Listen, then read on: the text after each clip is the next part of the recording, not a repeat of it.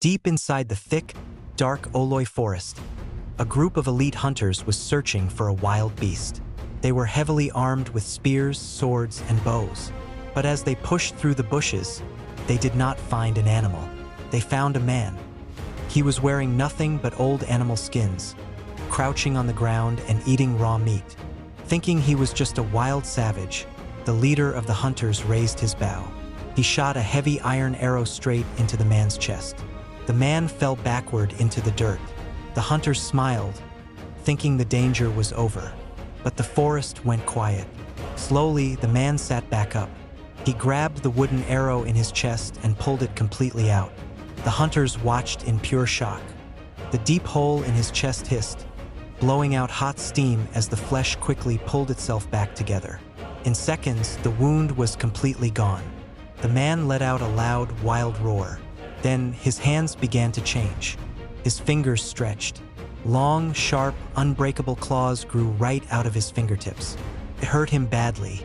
His skin tore as the long claws pushed out, but his hands healed instantly, hissing with hot steam. Before the hunters could even blink, Kato launched himself high into the air. The hunters panicked and started shooting arrows, but Kato was too fast. He bounced from tree to tree, dodging the arrows in the air, until he completely disappeared into the dark leaves above. "Where did he go?" the leader shouted. The hunters were terrified. They had no idea what kind of monster they had just attacked. They quickly formed a tight circle, putting their backs together and pointing their spears out, waiting for the next attack. Suddenly, Kato dropped from the highest branch straight down into the middle of their circle. He attacked with wild speed and savagery. He swung his hands, using his long claws to break their weapons and knock them down. The hunters fought back bravely. They swung their swords and buried their spears deep into his arms and chest. But the attacks had no effect. Kato refused to go down. Every time a sword cut him, the wound just steamed and healed right away. He kept moving, taking them down one by one. One hunter dropped his weapon and tried to run away into the bushes, but Kato leaped forward and struck him down before he could escape. In just a few moments, the entire elite hunting party was defeated. They all lay quiet in the dirt. Breathing heavily, Kato stared down at his bloodied claws. His wild anger slowly cooled down. The long claws violently pulled back into his hands, shrinking painfully until they were just normal fingers again. His flesh tore and quickly healed one last time. He knelt in the dirt, a cursed, immortal man forced to survive another brutal day. Wanting to send a message, Kato lifted the fallen hunters. He stacked their heavy bodies high on his shoulders. He walked all the way to the edge of the forest, laid the bodies in the dirt for everyone to see, and then disappeared back into the dark trees. The next morning, two local village hunters were walking past the forest edge. They saw the bodies and froze in fear. They knew exactly what had happened. Kato had happened. This was not the first time something like this had occurred. No hunter in the kingdom ever dared to enter that part of the forest because they all knew that territory belonged to Kato, a being in the shape of a man whom they called a monster. He hated trespassers. Over the years, kings had sent their best warriors to destroy the monster, but none of them ever came back alive. After many failed tries, the people of the kingdom finally learned to stay far away from his woods.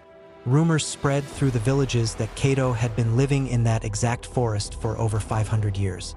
The elders whispered that long ago he was actually born a good, normal man. But the big question remained: how did a good man turn into an immortal monster?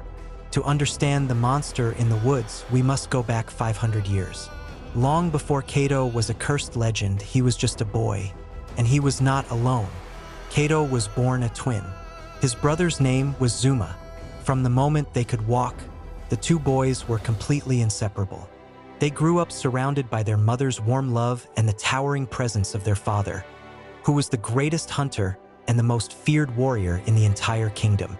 Their father was a giant of a man with a booming laugh. He lovingly called the twins his small men.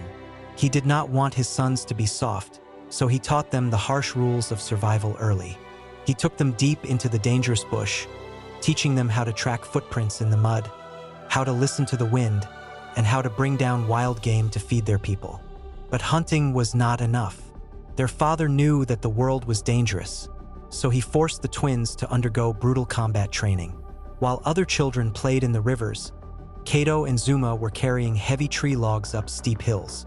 Their father would tie blindfolds over their eyes and swing heavy wooden staffs at them, forcing them to sense the attack and dodge before they got hit.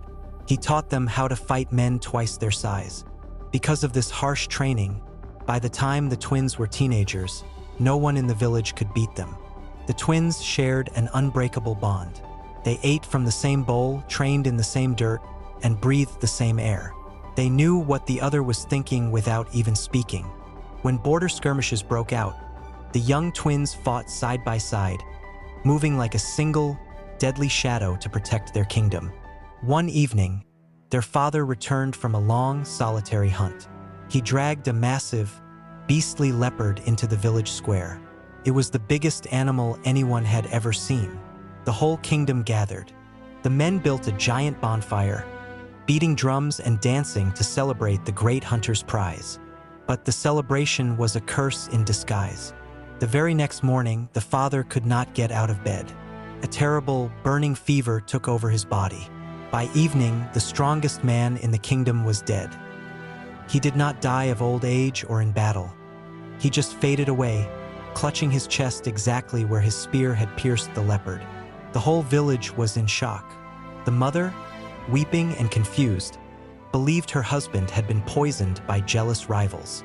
Desperate for answers, she walked to the dark edge of the kingdom to visit a blind, ancient priestess who could see the spirit world.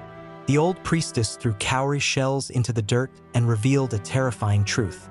The father was not poisoned. In ancient African belief, every great human shares a life force with a wild animal in the forest, a bush soul or spirit twin.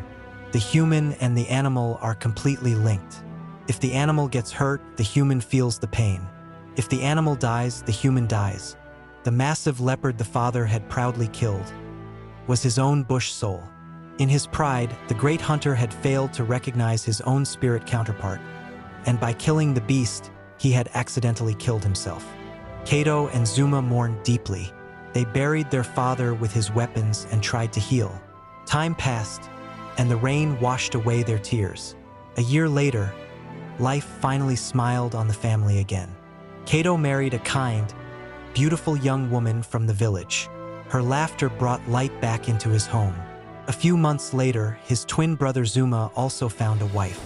For a brief, beautiful moment, the family was whole and happy again. But peace never lasts long. A bitter land dispute over a rich farming valley caused a massive war to break out between their kingdom and a rival nation. The king called upon his best men. Kato and Zuma kissed their wives goodbye, picked up their heavy iron swords, and marched to the front lines with the kingdom's battalion. The battlefield was a nightmare of dust and blood. The war was brutal. Thousands of men crashed into each other on the dry plains. The deafening sound of iron clashing against iron filled the air. Arrows rained down from the sky like a deadly storm, striking bodies all around them. Men screamed and fell into the red dirt, exchanging heavy fists and deadly sword strikes. But in the center of the chaos, Kato and Zuma were a hurricane of blades. They fought perfectly back to back, watching each other's blind spots. Their sword skills were unmatched. When an enemy swung low at Kato, Zuma stepped in and blocked it. When a soldier charged Zuma from behind, Kato spun and struck the man down. They moved in perfect, brutal harmony. They were an unstoppable force of nature. Even when dozens of enemy soldiers completely surrounded them, the twins held their ground, cutting down anyone who dared to step close. They were winning. They were pushing the enemy back. Until something terrible happened. Something that would break Kato's heart and change his life forever. As the great battle raged on, Kato's kingdom started to win. Kato and Zuma fought fiercely, pushing the enemy soldiers backward. The enemy lines started to break, and their soldiers turned around and ran. Believing they had won the war, the captain of Kato's army shouted with joy and ordered his men to chase the fleeing cowards. But it was a deadly trap. The enemy led them straight into a narrow, dusty valley surrounded by high stone hills.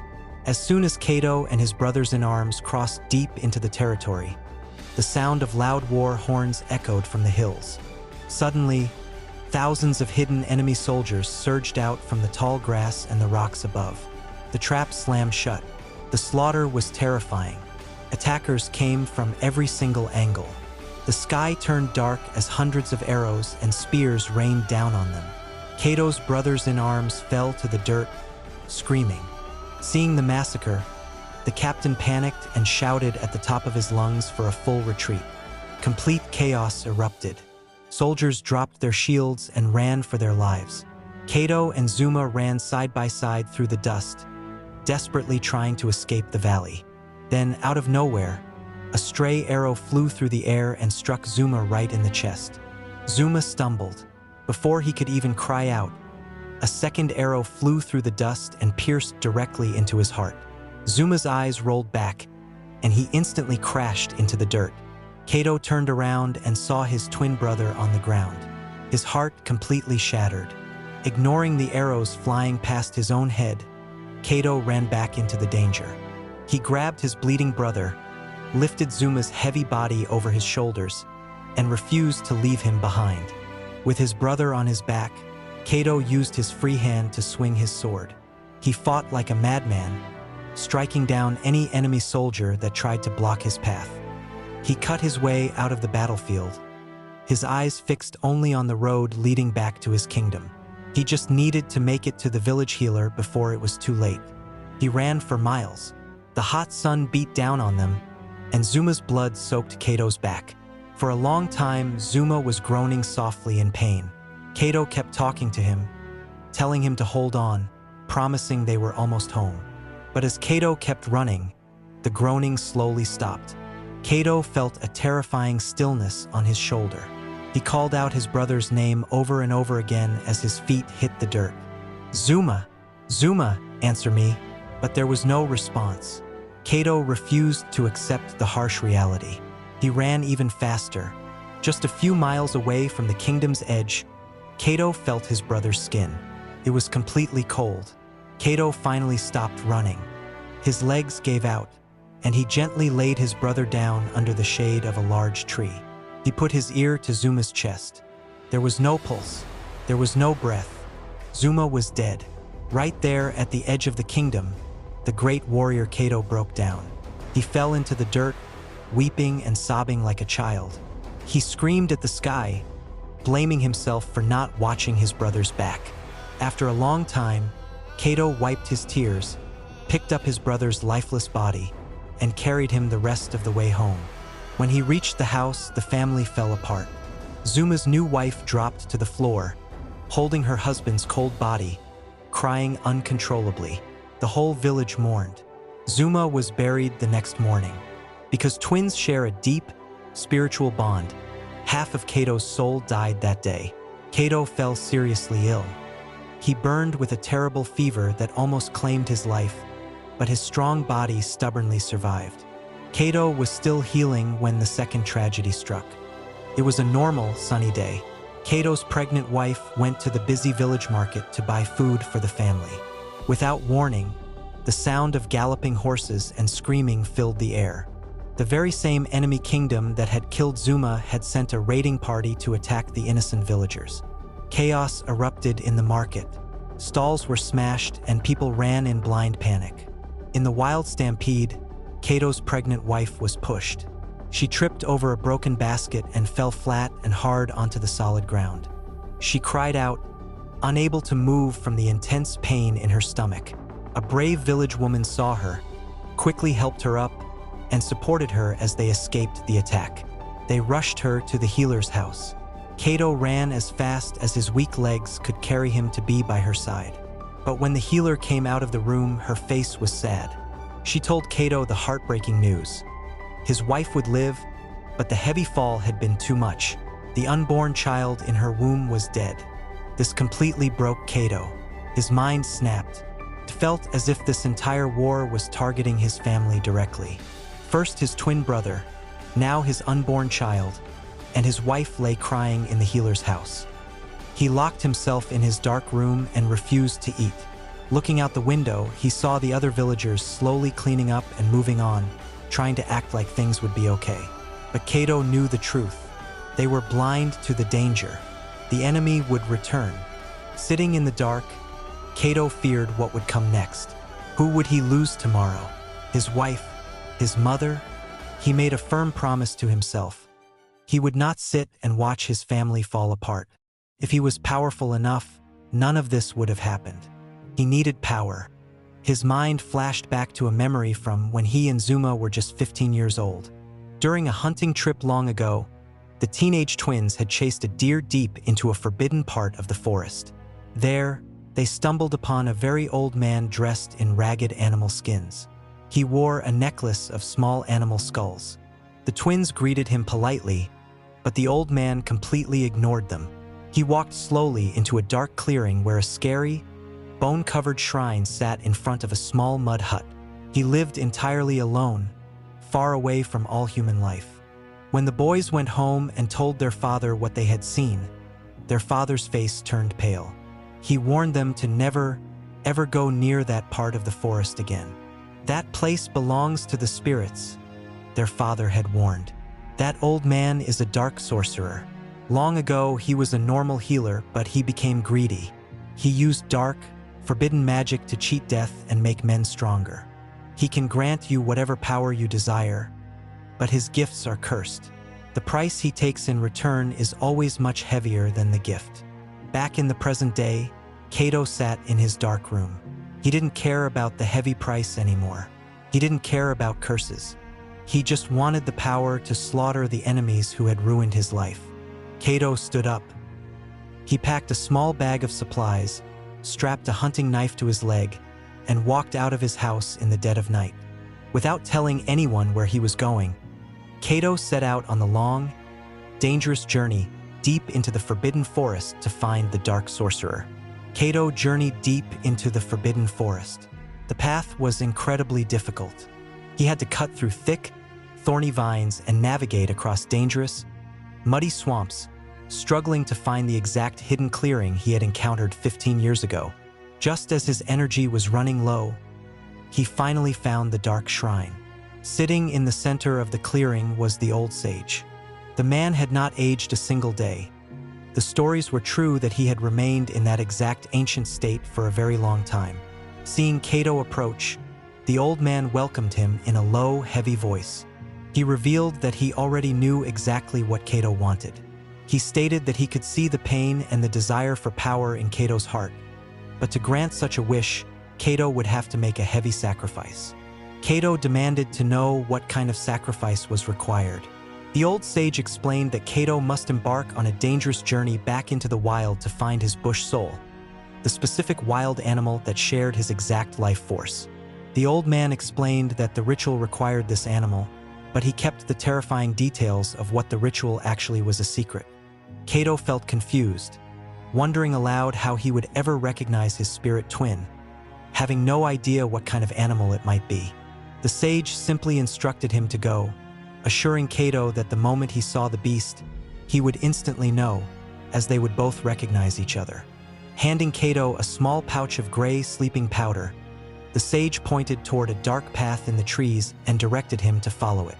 Kato left the shrine and ventured deeper into the wild. The struggle was intense. He wandered for days, coming across many dangerous animals.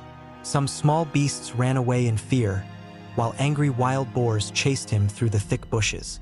But Kato never gave up. After facing many harsh challenges in the wild, Kato stepped into a quiet part of the forest and froze. Standing a few feet away was a massive, terrifying leopard. It bore a striking, chilling resemblance to the exact same giant leopard his father had killed many years ago. Kato did not run. He just stood completely still as the giant leopard began to slowly approach him. Then, Kato witnessed something strange, something he had never experienced in his entire life.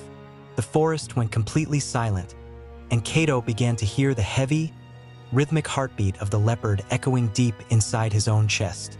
He knew in that exact moment that this magnificent beast was his spirit twin. When the leopard finally reached him, it did not attack.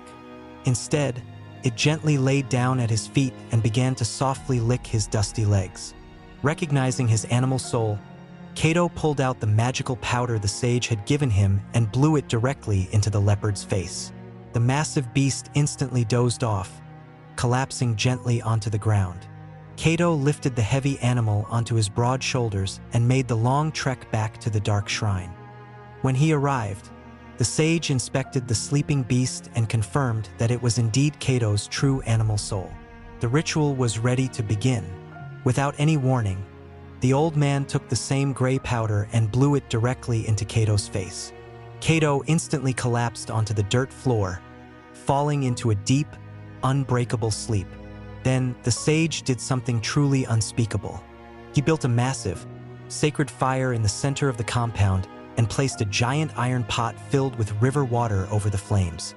As the water began to boil, the story had it that the old man took a blade and pieced both Kato and the leopard apart, pouring their body parts together into the boiling water.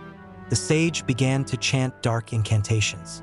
The sky turned black, thunder violently struck the earth, and heavy rain fell from the clouds, but the sacred fire refused to go out. For 7 days and 7 nights, the sage actively performed the dark ritual around the pot while the fire continued cooking and burning. During that entire week, the pot was never opened. The water steamed heavily throughout the period, but strangely, the liquid inside never dried up. On the night of the 7th day, the magic reached its peak. Before the old sage even knew what was happening, Kato violently burst out from the boiling pot. He launched high into the air with a completely different, transformed body. Landing heavily in the center of the old sage's compound, Kato let out a deafening roar like an angry beast. As he roared, long, indestructible claws violently tore out from his fingers, his flesh instantly steaming and healing around the new bone blades. And that was how the great warrior Kato officially died, and the immortal monster of the forest was born. Kato returned to his village, his mind completely consumed by the urge to seek revenge against the enemies who had ruined his life. But the moment he stepped into his home, his family instantly knew something was terribly wrong. His eyes were cold and wild, and a heavy, terrifying presence seemed to follow him.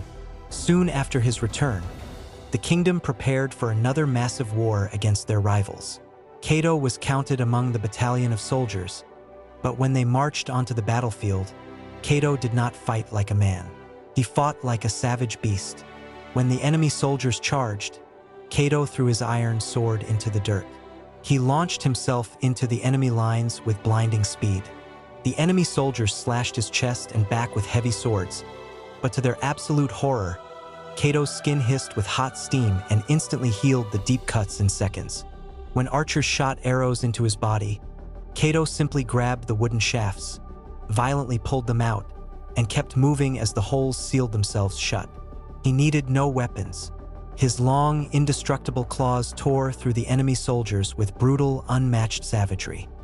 He cleared the battlefield so quickly and violently that even his own brothers in arms completely stopped fighting, lowering their weapons in pure fear of what their fellow soldier had become. But the real nightmare began after the war ended. The victory brought peace to the kingdom, but Kato's rage only grew worse. The animal spirit inside him was completely taking over. He began to rage over the smallest, most normal things that a human should easily let go of. He was always angry, destroying things in the house with his heavy strength, to the point where his own wife and children became terrified of him, hiding in the corners whenever he walked into the room. As the years passed, the heaviest part of the dark magic finally revealed itself. Kato never aged. He remained looking exactly the way he did on the day he left for the forest. He was forced to stand by and watch as his beautiful wife grew old, her hair turning white before she finally passed away. The same tragic fate happened to all his children. He watched his entire family grow old and die while he stayed exactly the same. Without his family, life became completely boring and empty to him. His feral rage grew even worse. Kato left the village and became a wandering punisher. He had absolutely no mercy for evil men, delivering brutal justice with his own bare, clawed hands. The more men he slaughtered, the more the continent grew to fear his name. Eventually, it came to his notice that he no longer belonged to the world of the living. He got completely tired of existing in a world where everyone he loved died. Wanting to find peace, Kato tried to take his own life in the most brutal ways imaginable. He threw himself off high, rocky cliffs, and he let wild, dangerous beasts tear him apart in the woods. But it was completely useless. After every single attempt, Kato would wake up a few minutes later, watching the steam rise from his body as his flesh painfully pulled itself back together, leaving him fully healed and still breathing. He finally understood the heavy warning his father had given him so many years ago. This was not a gift of power. It was a terrifying curse. Desperate for an end, Kato trekked for days back into the forbidden forest to find the old sage. Standing before the dark shrine, Kato demanded that the old man reverse the magic and let him die in peace. But the old man just looked at him and smiled. The sage stated that a man does not die twice. He explained to Kato that his human soul had long been dead since the night of the boiling ritual. There was no man left to save, only the immortal beast. Realizing he was doomed to wander the earth forever, Kato turned his back on human civilization. He walked deep into the dark shadows of the Oloi forest, fully accepting his tragic fate as a cursed, immortal loner, forced to survive age after age, completely alone. Today, when people hear the name Wolverine, they think of a modern movie superhero. They picture a man in a leather jacket with an unbreakable metal skeleton, fighting alongside the X-Men. They watch him heal from bullet wounds in seconds and slice through bad guys with shiny metal claws that slide out of his knuckles. They think of a cool comic book mutant. But true legends of endless rage and painful immortality were not created in a movie studio. Long before modern writers created the mutant superhero, the ancient African myth of the immortal beast was already a terrifying reality. He didn't need a secret government lab to give him his healing powers. His curse came from a dark, ancient ritual that bound his human soul to a wild leopard. His claws were not made of shiny metal. They were heavy, indestructible bone that painfully tore through his own flesh every time his feral anger took over. So, the next time you see Wolverine on the big screen, outliving everyone he loves and raging against his enemies, ask yourself, is he just a modern Hollywood character? Or is he the tragic, forgotten shadow of Kato, the legendary African warrior who paid the ultimate price for power, forced to walk the earth forever as a monster?